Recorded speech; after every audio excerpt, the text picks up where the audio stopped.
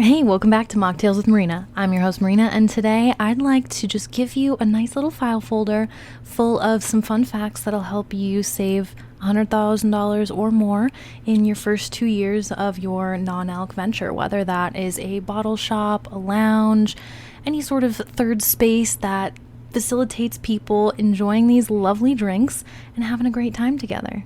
The thing is, most people who are looking to start any sort of non-alc venture, they typically do already have skills, right? So if you're listening and this is you probably already know like what you want on your menu or what operation you want to use. You already know something, right? There's usually some part of the business that you're already like, dude, I got this, I'm all good. The hardest part, I would say, in a non-alc venture is in the things that you don't know or the things that aren't quite so obvious. My favorite first example that always saves people time and money and so much headache is a POS system and ensuring that the right credit card processor can work with that POS system from the start. Allow me to explain. You see, in the non-alc world, there are a lot of different ingredients inside of these drinks that don't necessarily exist in the mainstream all the time yet. An example of this would be kava and kratom, or CBD, any hemp products. Some cases, other types of fringe botanicals can definitely fall in this category, but basically what happens is you'll set up shop, you're having business just fine for the first couple months, and then all of a sudden your credit card processor looks into what you're serving and they find out that it's a fringe product, and then they drop you. And now not only do you need to run your operation, but you don't have a way to take money, and so you have to be a cash-only business as a brick and mortar until the problem is solved. That sounds like a headache and a half. That sounds like a lot of rebuilding to do and loss of sales. It sounds like a loss of team morale due to the amount of change that has to happen overnight, all because you didn't do your homework and find the right credit card processor POS combination that's right for you and your fringe business. Have no fear. A lot of businesses have gone through this. This is totally normal, but we are at the point where we've learned quite a bit. We have really great partners in the industry that can help with these sorts of things. So for example, one company I love working very closely with is Lalo. Lalo, on their wholesale side of the business, has been listening to kava bars for years on this topic. They've seen it happen, and it's impacted their own sales because then, hey, well, if you can't sell things through POS, you definitely can't sell their cans. So they went through the effort of finding the leading high-risk credit card processor and ensuring that no matter what, this credit card processor will not drop any of their clients for kratom, kava, or any of the other fringe products. Again, CBD, any of the hemp derivatives that are coming out. And honestly, I know I keep mentioning these specific botanicals over and over again, but I do want to mention that there are some others that, fall under a very special category when it comes to the marketing and what the FDA requires. So for example, ashwagandha is a very common herb a lot of people know about. It's starting to pop up in more beverages. And this is an example of something that does not seem fringy, but my spidey senses are tingling, and I feel like it has the potential to, because here's why. So ashwagandha is known for being a stress relieving herb. And in men especially, it's really wonderful for balancing out hormones, so wonderful for testosterone. On the other hand, in women, it has been shown if you are pregnant, it can cause a miscarriage, and it's also been recommended that you definitely do not breastfeed while drinking or consuming ashwagandha. So therefore, it stands to reason that if we see more products emerging in the marketplace that are mentioning like, hey, look at this functional non-alc option, isn't it great? And if it's marketed specifically towards women, you can kind of start to see where this could potentially be a problem. And again, I want to always remind my audience, I am not a doctor. I am not your official medical place to learn things or get advice. I'm here from the background of herbalism. I'm just here to tell you my experience and what I've seen behind the bar. So this is very important right? I have to talk in a very particular way because of the DSHEA guidelines put out by the FDA. And the DSHEA guidelines basically are here to help people not sell snake oil. You can't say, hey, this drink is going to make you feel like you're in the prime of your youth again. Like, you can't just say things without like there being any sort of data to back it up. So the FDA states, hey, you can put things in your drink so long as, number one, you're advertising it in a way that is appropriate. So you're not saying things that have never been said before. But two, if you do want to say something that's never been said before, there's a process. It's not that you can't do it. It's just that you have to now open up a conversation with the FDA and say, hey, I've done some scientific studies, or here are my case studies. Here are all of the testimonials I've found from whatever region this herb you found is from. So you can start to have that conversation so that the government basically understands what it is that you're selling. Now, as you can tell, some of these kinds of botanicals can be a little bit difficult because what the federal government deems as legal is going to be different than a state-by-state cases. So, for example, kratom is illegal, straight up illegal in some states, but also totally protected in others. Same thing with a lot of other products, but what's cool about at least hemp is that we're seeing a federal switch up here. So I'm throwing a lot of different herbs at you and I'm showing you these different things. Now, put yourself in the shoes of a credit card processor. Wouldn't that just be so much easier to be like, okay, well, you know, for example, this other person over here who's just selling cute little stuffed animals, like there's no regulations on that other than ensuring that, you know, it's manufactured in a way that doesn't have like poisonous chemicals in it, right? But teddy bears don't usually have problems, right? So for a credit card processor, it's a no-brainer to say, hey, new teddy bear company, like we'd be happy to make you, or we'd be happy to be your credit card processor. But when you see how it's like, oh, well, let's make sure you're selling to the right state for kratom's sake and for CBD products and hemp products, depending on, you know, what the specific derivative is, it's like, okay, well, that's kind of a big legal gray zone for us, and that could come back on us. So if that's going to potentially interfere with their profits, they're going to say no because you're risky. Even though we know, like, we're not saying high risk in the sense that, like, this stuff is, like, super deadly or anything. We're talking high risk in the legal sense. So this is something that, again, I have literally bared witness to a company flushing $100,000 down the drain because over the course of 2 years, they had to flip-flop between 4 different POS systems due to the credit card processor essentially either becoming wise to what was being sold or switched up their terms and policies based on whatever states had passed any sort of legislation. And due to this, like, rocky marketplace that some credit card processors feel like is not their expertise, they're going to drop you. And that's what happened.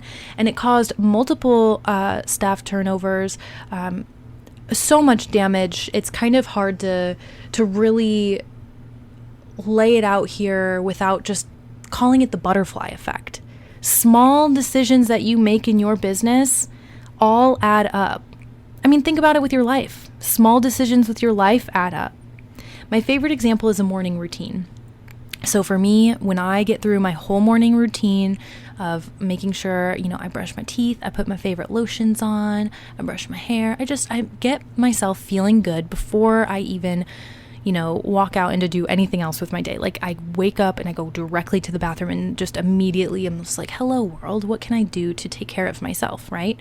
The days that I don't do that tiny little action, it's enough to cause small little effects throughout the rest of the day where I feel a little bit less confident. I feel a little bit less taken care of. I feel my fuse getting a little bit shorter, right? And so let's go back to business for a second. Think about what processes that you could have potentially cut corners on, thinking like, oh, well, maybe this is good to cut this corner because I don't know why people do that. Or, you know, it just feel like you don't know you're cutting a corner because it just feels so naturally curved, right? Like, I get it. Like, and I don't want to build this episode in a way that instills fear.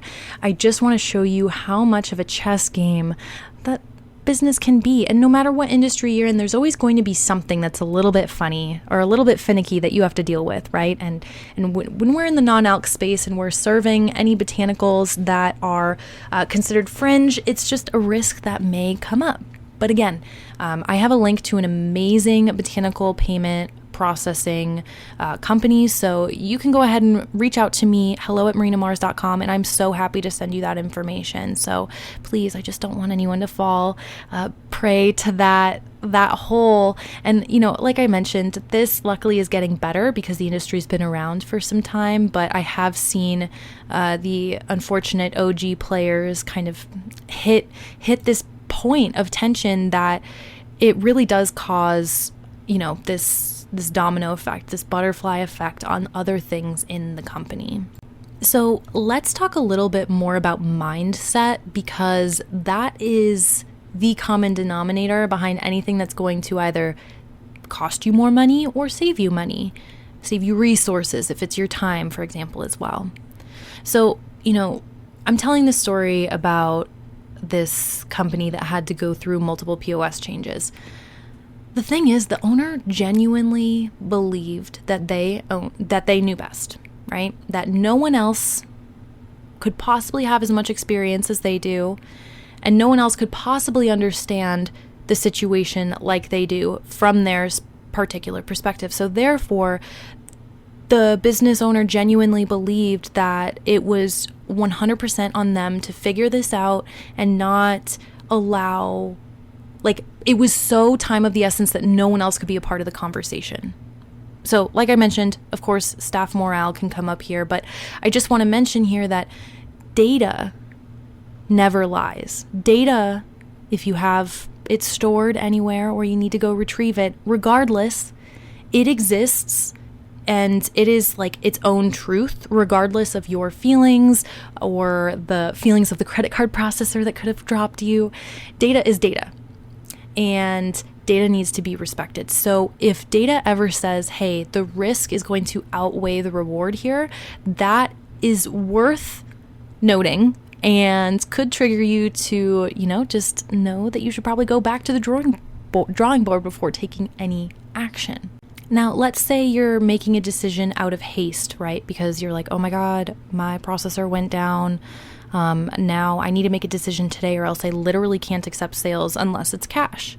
Well, side note, quick, it is a great idea to have an ATM in your establishment. If you're a brick and mortar, and you get an ATM set up, those ATM fees get split 50-50 between the ATM company and you. You can get paid off of that. So side note, that's another little revenue stream there, and also a thing that can protect you should your POS ever go down, or your credit card's processor, or both, really. And if you ever had to go to pen and paper because something crazy happened, hey, at least you have cash there. Additionally, if you're in a city area where there's not a lot of ATMs, people always still need ATMs. Cash is still definitely very prevalent. People love tipping in cash as well. It's a fun experience. So that is also a really fun thing that could not only save you headache and money, but could also bring you a little bit of money. But back to the other point. If we're acting out of fear, confusion, anxiety, or if we're in any sort of mindset of lacking, you will likely never be satisfied with the results of what you're trying to accomplish. The reason is because those results were created under stress, which is only going to breed more stress. When you're stressed, your brain isn't thinking as clearly, right? So if you are, I got to get this done, you have to create this process, do this thing, but you're stressed the whole time while you're doing it, you're going to have to go back to the drawing board and determine, I don't want to be stressed forever. I don't want to keep making decisions that make me feel this way. I don't want to feel like I don't have great profit margins. I don't want to feel like I am stressed all the time and that I have to work 15-hour days. That's not healthy or sustainable, right? So our brains don't think clearly when we're stressed out because our brains are swollen. It's just like if you twist your ankle and it puffs up, you need to elevate it, you need to let it rest. Your brain deserves the same amount of TLC. So what I'm trying to say here is don't get caught as a business owner in a situation where you need to make so such a big decision, but you feel so much stress that it's difficult to think clearly. So what do you do in a moment like that?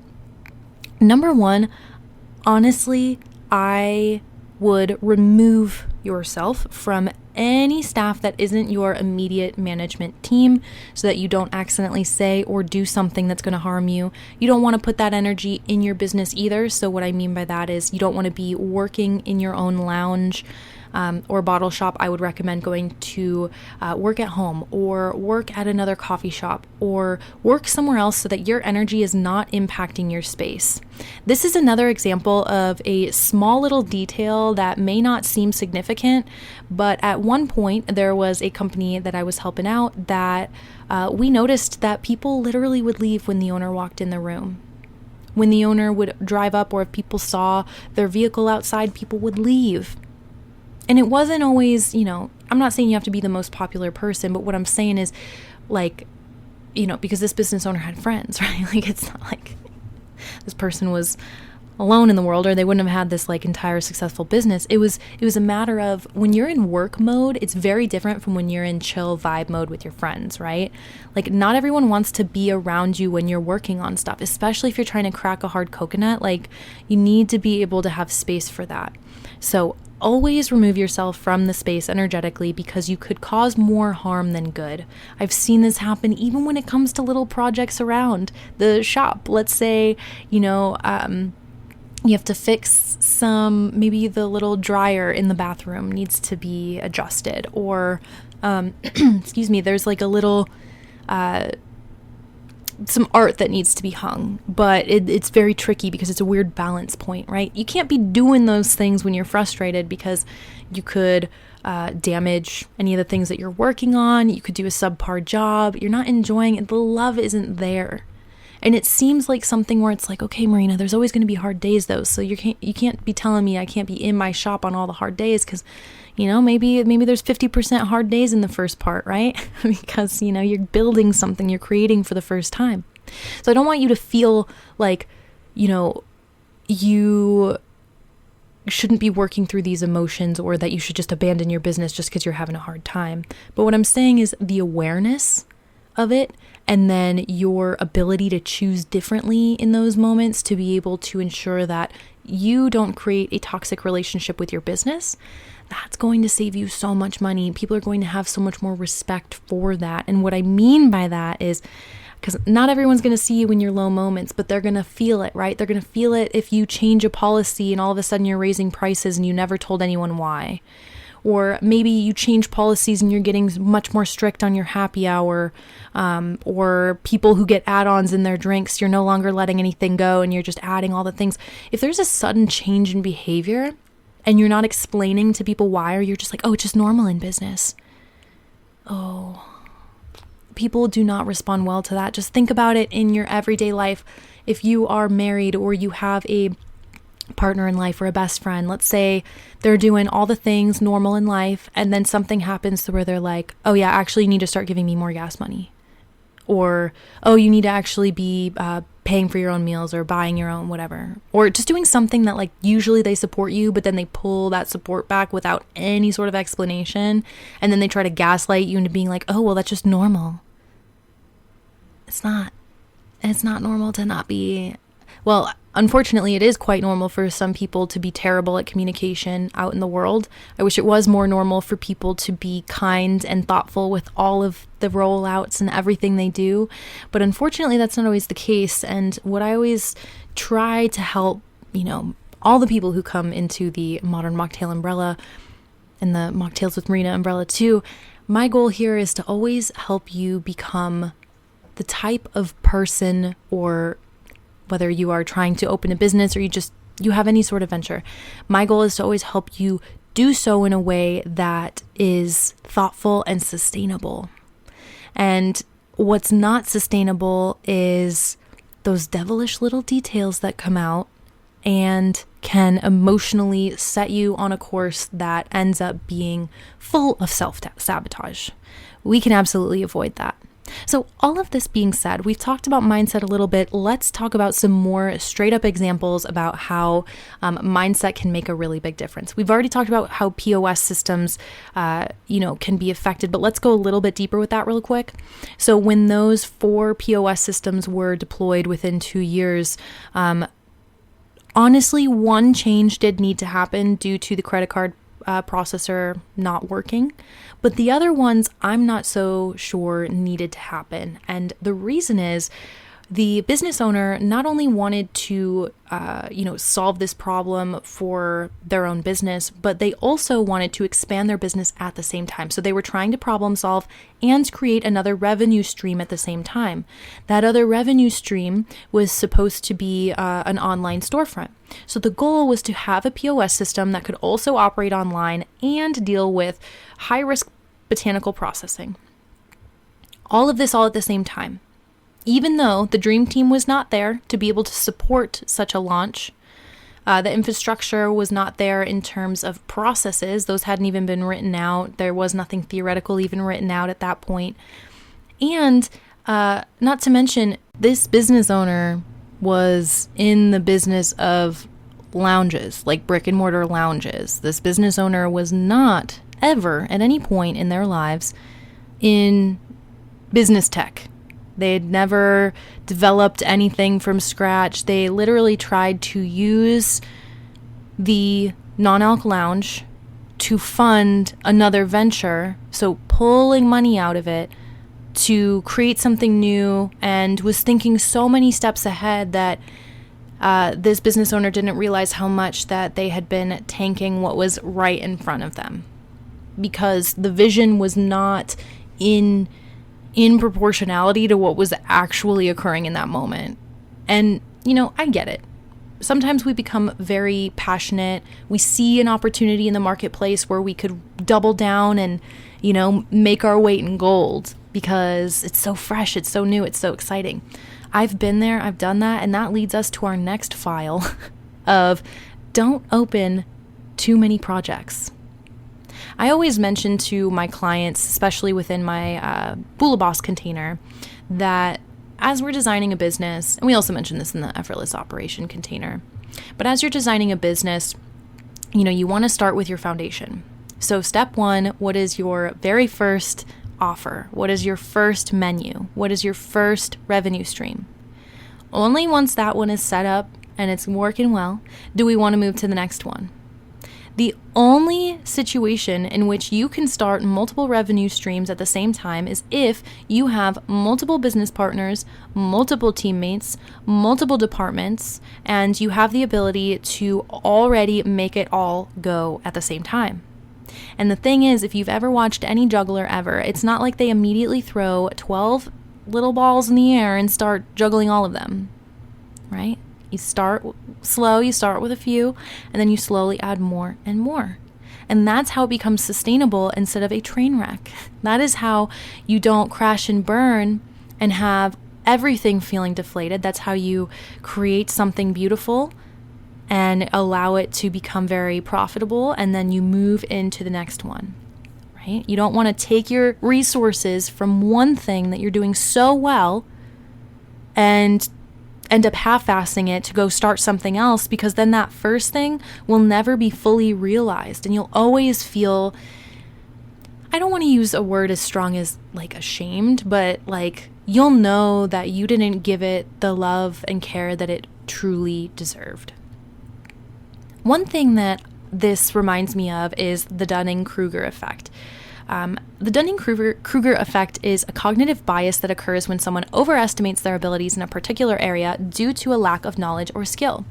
So this is a visual, if you were to pretend that you were looking at a graph right now. So the horizontal axis is amount of knowledge, and the vertical axis is all about confidence. So at first, we typically have so much confidence. We're like, yeah, we're going to do this thing. So we're like hitting this peak of enthusiasm. We don't have a lot of knowledge, but we are so confident and we are so excited. Shortly after that, something typically happens that humbles us, whether a $2,000 bill comes in out of nowhere that we didn't expect, something catches on fire out of nowhere, maybe a construction site accidentally like throws a beam through your front window. You never know what could happen. Crazy things come up. And those are crazy examples, but anything could happen. Maybe, for example, my sister lived at this house that had this huge propane tank outside. And, she was a military wife and didn't really know all the things because she had to move while her husband was deployed. Did not realize because she hadn't had to pay any sort of heat bill for months. Then out of nowhere, she got a $1,000 bill because the propane people came by and filled it up. And it's one of those things. It's just a real life example of, a Final Destination beam coming through your window, or where things can happen in life that you may not be fully aware of yet because you have so many other things going on. I love to use that example of my sister because while it is not business, it is also because if you know anything about military wives, they have to literally run the entire household. And, while you have two, and at the time that this occurred, her kids were both under the age of 5, and she had so many things going on top of starting a business. So one little thing like that can slip through the crack easily, right? Sometimes if it's the devil's in the details, if we're stressed out and we're clicking through something, we may not realize that maybe we chose an option in our billing cycle that caused it to be more expensive. Or maybe there's an opportunity where we know okay, well, we're actually, instead of paying insurance or something monthly, we only want to pay it once a quarter. But then maybe something happened to where, the insurance rate went up and you didn't anticipate that. So where can you pull emergency funds from? What can you do to pivot to take care of these things? It really, those are the kind of moments that push us into what is referred to as the valley of despair, which is stage 2 of the Dunning-Kruger effect. This is where our confidence dips. We technically have more knowledge than we did when we were at our peak of enthusiasm and we were super confident. But we have been humbled and we realize that we need to find a better way. Now, oftentimes, the first thing that we try isn't always going to be the answer. So we have to have a little bit of grit to help us get there. So over time, we keep working, we get more knowledge, we're gaining more confidence. We are in the slope of enlightenment. We are really actually learning because we've been humbled and we understand that we need to be a little bit more cautious, but not jaded, not calloused. We need to be open to the fact that there are things that we don't know, and we need to be able to learn how to see what we can't see. Right? My favorite example of this, and the next file, so to speak here, is let's take a look at our audience, right? I always recommend people, even if you have a brick and mortar establishment, I always recommend people get newsletters going. You're collecting email addresses from those loyalty accounts anyways. Might as well put them to good use. So inside of these newsletters, I always recommend people to be in conversation with their audience. Let them know what's going on. Hey, for example, just from the beginning, if we had a crazy POS situation, things are changed. Oh my goodness, I'm so sorry, guys. This is what's happening at the shop today. Here's what you can do to, still have a good time, get what you need to get. I'm so sorry, it's not our usual, but here's what's happening. And then you keep them up to date. Oh, looks like here we got a fun fact, we got to increase prices, but here's the value that we're going to give you in return so that you don't feel slighted by these new prices, but you understand and you're excited because you know that means that not only is the business leveling up, but you as a consumer are leveling up, right? So when we're talking about the the slope of enlightenment, and we're talking about gaining this knowledge, gaining this confidence, the best way to do so and remain humble so you don't fall into the valley of despair again is to remain in conversation and remain a student of life, no matter how far you get into this business.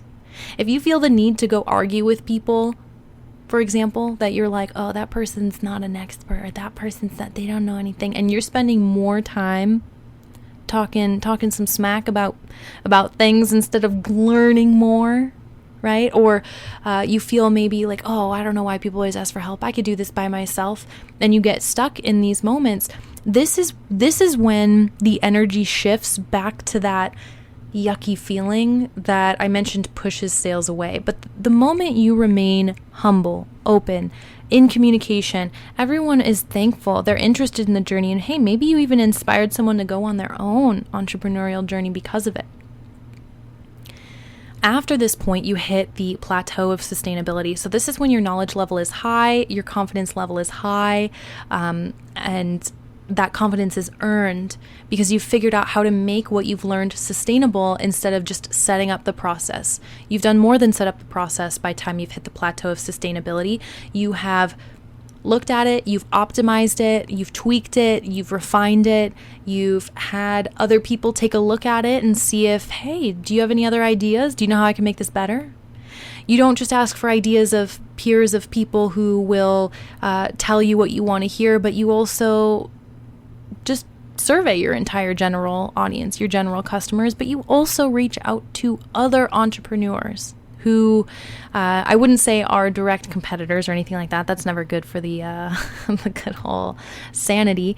But what I mean by that is there are a lot of coaches and consultants out there that can help provide some more perspective on some things that you may not have ever seen before. Like, oh my goodness, that is a really cool new revenue stream or event idea.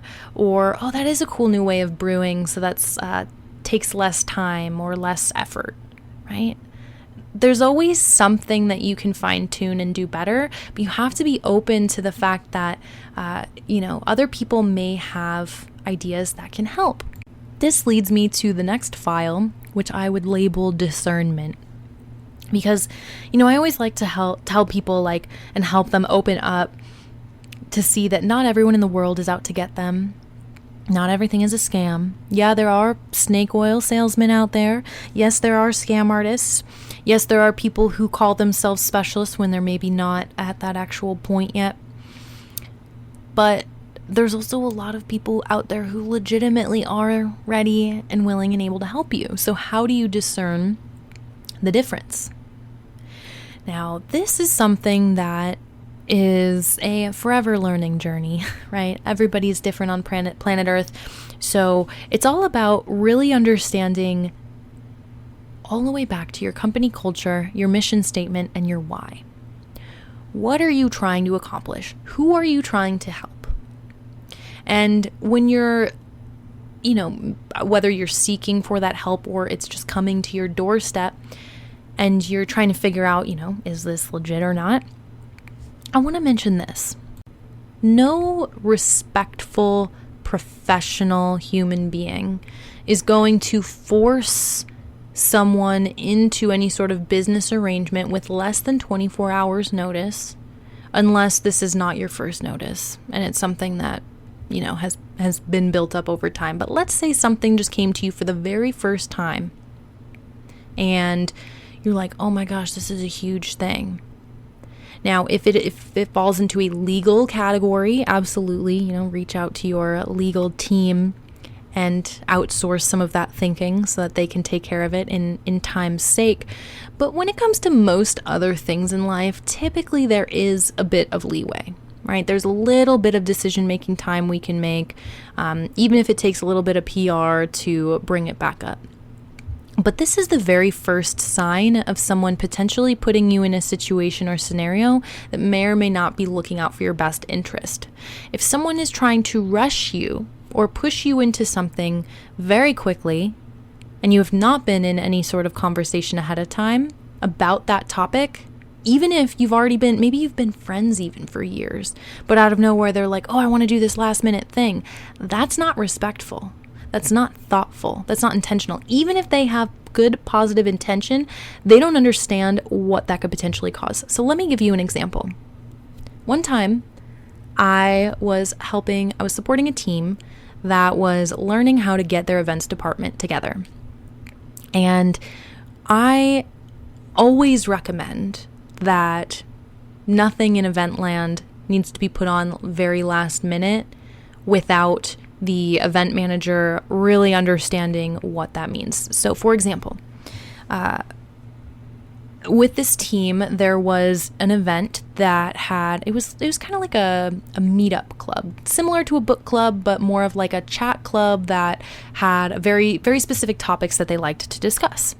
And they would typically take up, their part of the shop, but it wasn't something that absolutely everyone needed to be a part of. Like, you could still come into the lounge and grab a drink and not participate in that event, and it would be totally okay.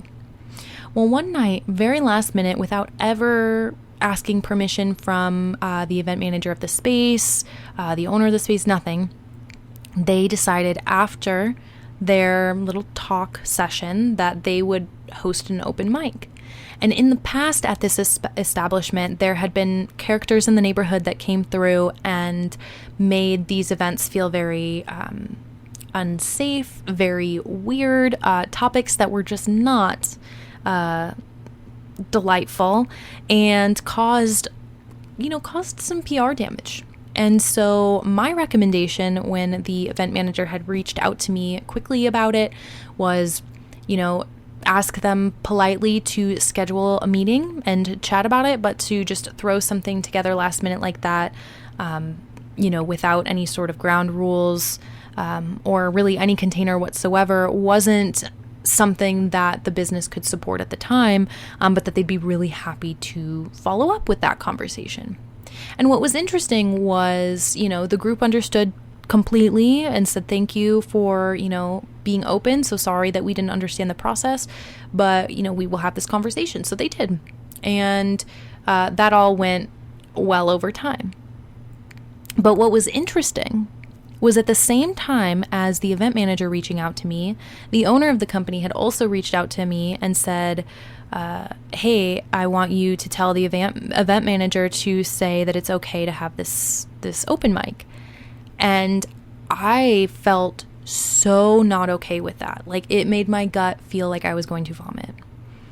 And I told the event manager, hey, this is what the owner wants. I'll be honest with you, we're having a little bit of not seeing clear, like seeing eye to eye on this. So I want to understand from you the context more specifically, because you are in it every single day. Please help me understand, is there any way that they did communicate with you ahead of time, or anything at all that can help us resolve this in a way that makes everybody happy? But it turns out that there was nothing communicated ahead of time. We couldn't find a single paper trail. And the company policy up to that point mentioned that there had to be a paper trail.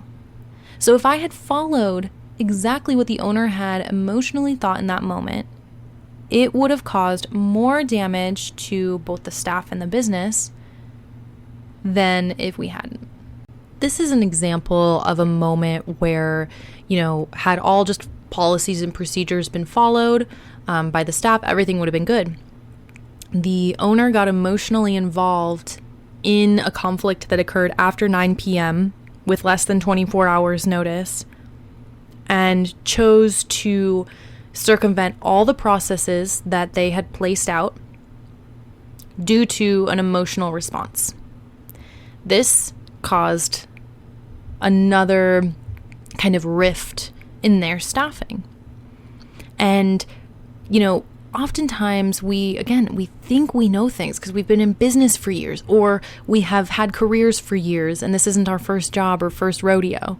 We think, we know best, and our emotions are really guiding us. But the difference between what your gut says, what your heart says, and then what that little devilish stress ball in between says, you got to be able to discern between, is this an ego thing? Am I just wanting to be heard and I'm just upset that no one's listening to me even though I know I'm not right? Or is this a situation that truly is an emergency?